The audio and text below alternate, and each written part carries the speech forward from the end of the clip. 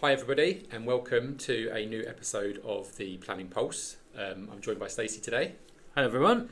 And firstly, apologies I suppose. Sorry that we've been away for so long. We have, yeah. Things have been busy, not least all the changes and announcements, some of which we're going to talk to you about today, but also just within the department itself. Although maybe that's too many excuses. Christmas and New Year in the way as well. Christmas and New Year as well. Maybe some of it is just a little bit, we didn't try hard enough to make a recording, but we still think there's some value in this. So we're here today and there's a bunch of things that we want to cover for you. But as ever, it's not just about us and what we think is important. We also would like to hear from you about matters that you'd like us to talk about. So as ever, if there are any suggestions you want to make about any topics you think that we should pick up and cover, then please drop us a message. Yep. And we'll have a think about that, and hopefully one of those episodes in the future will be about those matters. So getting into it then, the reason for reminding ourselves that we thought this would be a good thing to reintroduce is because just before Christmas, the government published the long-awaited changes to the National Planning Policy Framework. Now there's lots of guides out there that you can look up, lots of things that explain everything in a little bit more depth. So we're not going to go into too much detail today, but nonetheless we are going to highlight some things for you that we think have real implications for Wilden and development within our district. So, with that in mind, first thing that we want to bring to your attention are everything that the NPPF talks about in terms of housing and housing provision. Yeah. So the first thing is that there's been a reintroduction, although maybe I'm not sure if that's the right word, of mandatory housing targets. I say whether that's the right word, it's just that the revised NPPF reinstates the term mandatory in relation to these housing targets, which reverses a 2023 change which described the targets as advisory. Not to get into too much detail, but you can kind of go backwards and forwards this because as much as it was advisory, even when you then got into the detail about how those housing targets applied, well, the housing targets applied unless there was strong evidence and reason about why they wouldn't, which essentially meant that they probably were still mandatory. But what the changes do is, with that wording change, is re-emphasise the importance of delivery of housing. Right. There's a matter of 4-year land supply as well, which has been abolished, hasn't they? And some listeners may well have seen updates late last year where we were referring to having secured a 4-year land supply because the December 2023 version of the NPPF enabled that, but it's been abolished, hasn't it? That's right. And so, keeping on that theme of housing, there's a new standard method, the standard method being means by which local authorities are meant to calculate how much housing is required for their area. And so the new standard method uses a baseline of 0.8% of the existing housing stock as a means of then calculating the housing need for our area. And then if local authorities fail to deliver that housing, there are means by which we get tested about that, the housing delivery test, and bearing in mind where we sit in relation to that test, the council have to do a number of things in order to show how they're going to rectify the situation. Yeah. So, Stacey, I suppose over to you really to explain that in a little bit more detail. Yeah, no problem. Well, give it a go. The housing delivery test is not new. It's been around for a little while. And it's an annual measurement used by government to assess whether local planning authorities are meeting their delivery targets. Right. And the aim is to ensure that you basically deliver the right number of homes to meet need. And it measures the numbers of homes built against the homes required over the previous 3 financial years.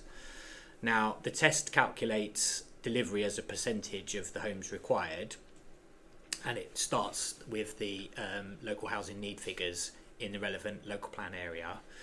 And there are consequences, as you say, Sam, and the NPPF hasn't changed this, so it's important to just recap on it. There are, depending upon the results, 3 different consequences. So if you deliver less than 95% delivery, then the council must prepare a housing action plan to assess the causes of under-delivery and identify actions to increase the delivery in the future. Okay. And then the second is less than 85%. And then there's a requirement for a buffer, so it's a 20% buffer, and essentially that's added to the 5-year supply requirement to require more, basically. And the government explained that that's to ensure a more robust supply of housing sites. And then less than 75%, the presumption in favour of sustainable development is engaged, and that means that planning applications should be granted unless there are strong reasons for refusal. Okay. So it's all about building, supplying, granting planning permissions, but more than that, ensuring that the consents are converted into homes. Now, we failed the housing delivery test, I'm afraid, last year, and in fact we have previous years before that, which isn't anything new. I think that's a matter of record. The delivery test results for December 2024 showed less than 85% of the required homes, so that puts us into the 20% buffer category. Yeah, you should just add there. Actually, you say you think it's a matter of public record. Yeah, it is. Yeah. We do publish our housing delivery test results on our website, so it's there for everybody to see. Absolutely. We can include some information below in the links to this episode, but to actually work through the standard method applying the relevant buffer, because it does change the figures, doesn't it? It changes the overall requirement and it changes the supply. So to just quickly spin through that, using the new standard method in the NPPF as a starting point when calculating the 5-year requirement, that's 1,433 dwellings required annually. Then when you add that 20% buffer to the requirement, and the 5-year period being the 1st of April 24 to the 31st of March 2029, is a requirement for 8,598 homes. Sure. And that is 1,433 times 5, which brings a figure of 7,165. The 20% buffer is 1,433, which gives you the figure of 8,598. And then applying that to the supply figure, which was updated late last year in September 2024, using a base figure back to the 1st of April 2024, we've got a deliverable supply in a 5-year period of 6,328 dwellings. And so those are really good at maths and faster than me will work out that there's a shortfall of 2,270 dwellings against the requirement of 8,598, which brings us to a supply figure of 3.68 years. And Stacey just did that all in his own head on the fly. Definitely wasn't written down at all. He didn't. But yeah, so that's the current figure, which has chopped and changed, and it does cause confusion, doesn't it? And people kind of look at different reports, or they pick up reports published at set times. And I think that's the point, really. They are very much a point in time. As we've already mentioned, the previous version of the NPPF had a lower starting requirement. The standard method was different. It also enabled this 4-year supply. That's all gone, and the outcome is, as we sit here, new requirement and a new supply figure of 3.68 years. Okay, so you'll see we've mentioned housing, I suppose, because there's been such a focus on that, particularly all the press releases, which then have led to what you would have heard in the news about the current government and their agenda when it comes to development across the country. But the NPPF did also include some other updates as well. They weren't radically different, but again, it's some of the terminology and the words used changes the emphasis, I suppose. So just to kind of go through a few of those. Well, firstly, there's a kind of greater or stronger emphasis on strategic planning. We've always meant to collaborate with our neighbouring authorities in order to make sure that matters strategically impact all of us are appropriately assessed and evidence and mitigated. But yeah, there's a greater emphasis on that listed within the NPPF. The terminology in relation to the presumption in favour of sustainable development has changed. So those not too familiar, where local authorities have out-of-date plans, or like the housing situation we've just described to you, where we can't meet or we're not meeting our housing delivery, then the presumption can apply when it comes to decision making. And previously it used to say that development could be refused despite the weight that you would afford to new housing if there were clear reasons for refusing that development, and that terminology, clear reason, has now been replaced with strong reasons, and that seemingly sets a higher bar for refusing development and one that goes to promoting development more favourably. There's a focus on design and effective use of land, so new adjustments to that, more reference within that presumption in favour of sustainable development to tests that you need to undertake, emphasising sustainability of locations, effective use of land, the provision of affordable housing, whereby if the scheme includes all of those things, or you can't make arguments that those things are compromised significantly, that all that goes to supporting a proposal rather than refusing one. But it is still encouraging to say that development should still be high quality and well designed, so there's considerations to be had when we get planning applications that come forward. Kind of enhanced focus on sustainability, so more emphasis on sustainable development, effective use of land, making sure that high quality design means developments that are better in that sense. I was just going to jump in there because one of the things we had spoken about, hadn't we, Sam, was that a future episode of The Pulse will focus on sustainability and sustainable construction in schemes, and I think we'll bring in some colleagues from the climate change team to help unpack that topic on another episode. Yeah, that sounds like a really good idea, so we should definitely do that. Then moving on to highways, the NPPF now requires a more detailed assessment of highway capacity when considering new developments. So that includes evaluating the impact on existing road network and ensuring that any additional traffic generated by development can be accommodated without causing significant congestion in the local area. Mitigation measures in order to deal with that need to be put forward if that kind of level of harm or that issue has been identified.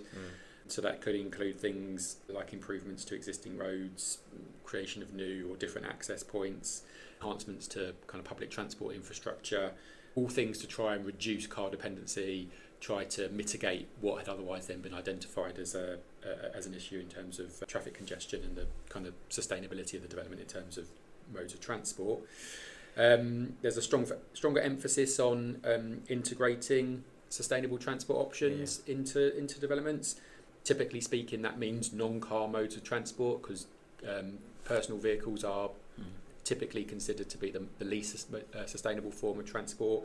So, schemes should be promoting walking, cycling, bus use, and that should be kind of as evident as possible in the applications that are brought forward to us.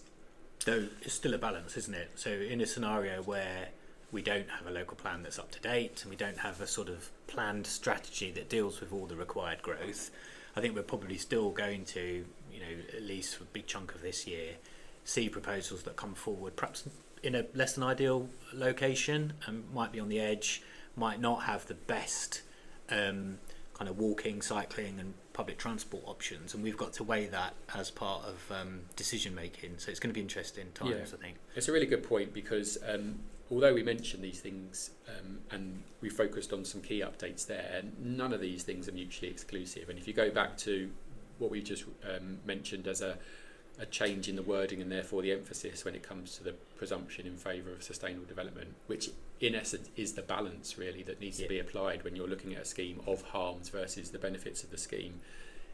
It is perceived now with these NPPF updates that there is a higher bar for trying to refuse a proposal. And maybe it's a little anecdotal at this stage, but we have had decisions, particularly appeal decisions, where the local authority has refused an application that have been made since the NPPF was introduced. I know we're only a few weeks into January now and it was just published before Christmas, but the world of planning doesn't stop, so we've had those appeal decisions come through, and we've had some applications that maybe have made us kind of raise an eyebrow because they are locations that we would have typically described previously as not sustainable, that people that live there probably would rely on cars, that there aren't necessarily those alternative public transport options or non-car modes of travel, but nonetheless, the inspectorate have approved them. They have approved them. Yeah. So, we can't read too much into that. We'll still assess each new application on its own merits, but is that an indication about how much weighting is being afforded to the fact that those schemes are providing housing? Maybe. We could be a little clearer than that. That is exactly how they've been written up when the inspector has explained their decision making.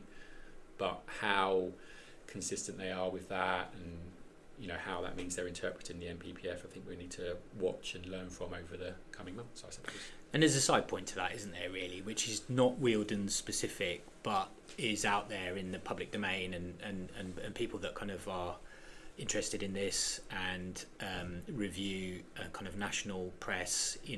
The government has been very active in recovering planning applications in different councils, perhaps more so than previous government, certainly within a short period of time that government has been elected.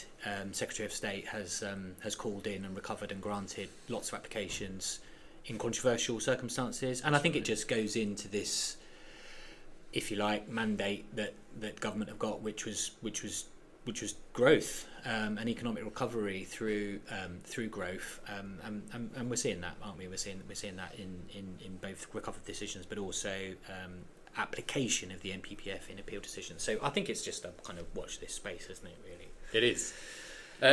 So that's some of the NPPF stuff. Stacey, I think that you wanted to just mention some other changes. I see that one of them is about the local government kind of reorganisation white paper. Yeah. Actually, maybe we should have started with that. It's one of the reasons actually for maybe getting back on doing the planning polls, because there's a lot coming. Devolution, reorganisation of local government creates uncertainty, and maybe this can be a voice of consistency during that period. Yeah. But, actually, what are those other changes? Well, what I was going to say was to mention local government reorganisation, and I think actually it will be a pulse episode, because without going into too much detail, the requirement that's out there in a white paper, so subject to consultation and kind of expressions of interest, is abolition of district and boroughs, with the creation of as a starting point, a strategic planning authority, and then different options below that for what councils would look like, and there's no more known than that at the moment. Colleagues at the county council have voted to express an interest to government, and that has happened up and down the country. It's not unique within Sussex, but yeah, I think we would probably be best to have a specific pulse episode to talk about that. But before Christmas, there was a raft of other changes to policy, consultation papers. It was really quite surprising, really, how much came out. Some of that is changes to scheme of delegation, government seeking updates and views in relation to the governance on planning committees. There was a paper on biodiversity net gain and nature recovery, and there was also one about changes to compulsory purchase orders, specifically removing the hope value, so that sort of anticipation that if you got a grant of planning permission, what that would do to the uplift in the value of the land. So, I mean, that's just a snippet of what's out there. Definitely have a look on government website under the planning pages if you are interested. But there's one more that I think it's just worth just commenting on, although it's quite lengthy, and so I won't go into it in significant detail. We are going to do some separate comms out, and it's just planning fees. And they are changing, and that's going to, I think, affect everybody. And some of the categories which are proposed to change will certainly not go unnoticed. Too many negatives in that sentence, but yeah, it's going to bite. So that's why I want to flag it up now, don't we? Yeah, they're meant to be introduced from the 1st of April. 1st of April. Yeah. So it's a heads up that the applicants and agents alike need to be aware. You don't want to get caught out. So what are some of those key ones then? So the key ones, sort of bread and butter ones, the householder applications. So that's if you want to extend your property or put something up in the curtilage of your property or on your land, and it doesn't benefit from permitted development rights. So at the moment, that fee, which is set nationally by government, not by us, but that's £258. That's proposed to increase to £528. So quite an increase.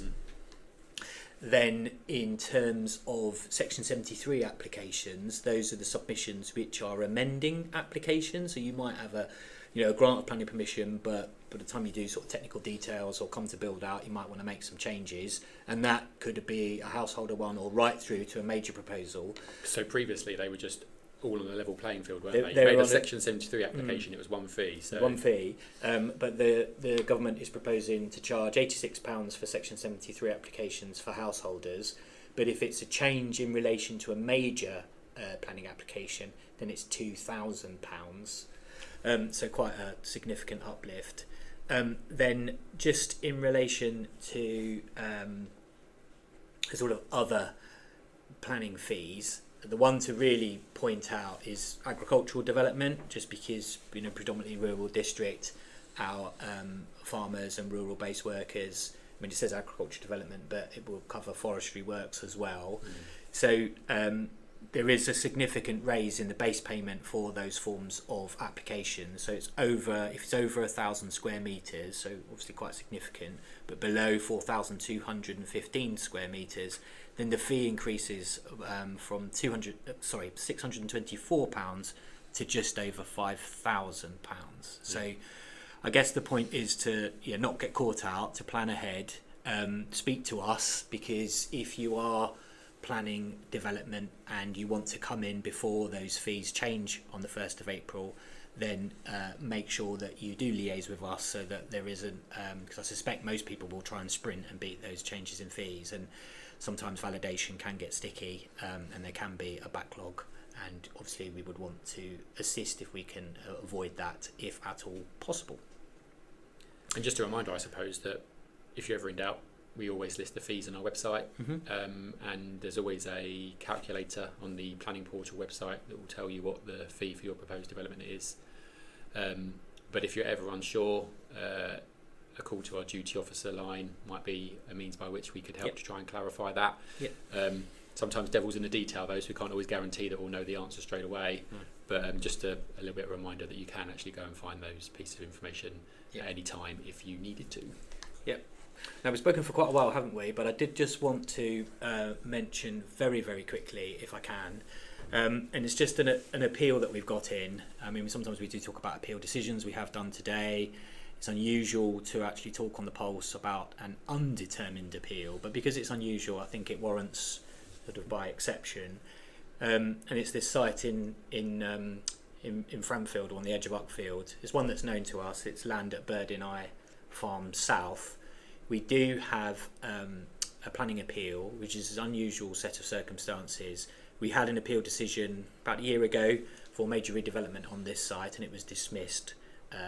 This is a fresh submission. It's a different scheme, but somewhat unusually, we were in discussions with the developer about not determining that application and in effect turn it away. We didn't validate this as a planning application. What then happened sometime later is that the developer has appealed for non-determination. So you will have seen this application. It's on the website. We'll include a link below. I'm only mentioning it because the terminology is a little unusual, isn't it? It's a non-determination appeal prior to formal validation by the council, and the significance of that is that there was no consultation done at the planning application stage because it hadn't been validated. That's right. Yeah. That's a bit odd in and of itself, but it is perfectly possible to undertake consultation in relation to the appeal, and that is all underway and is happening now. Last point just to mention is that the planning inspectorate are going to hold an inquiry. It's currently scheduled for 8 sitting days because there's a series of topics that need to be addressed, and that will begin on the 25th of March at East Sussex National, but we can include more info down below. Indeed. Well, thank you for listening. There are quite a few things we covered there. Some of those other things we're also going to link to in the description, but thank you, and we'll see you next time. Well, as the first pulse, we've spoken for quite a while, haven't we? We don't intend to be this long, but yeah, thanks for listening if you stayed this long, and we'll see you next time. Thanks very much. Bye now. Bye.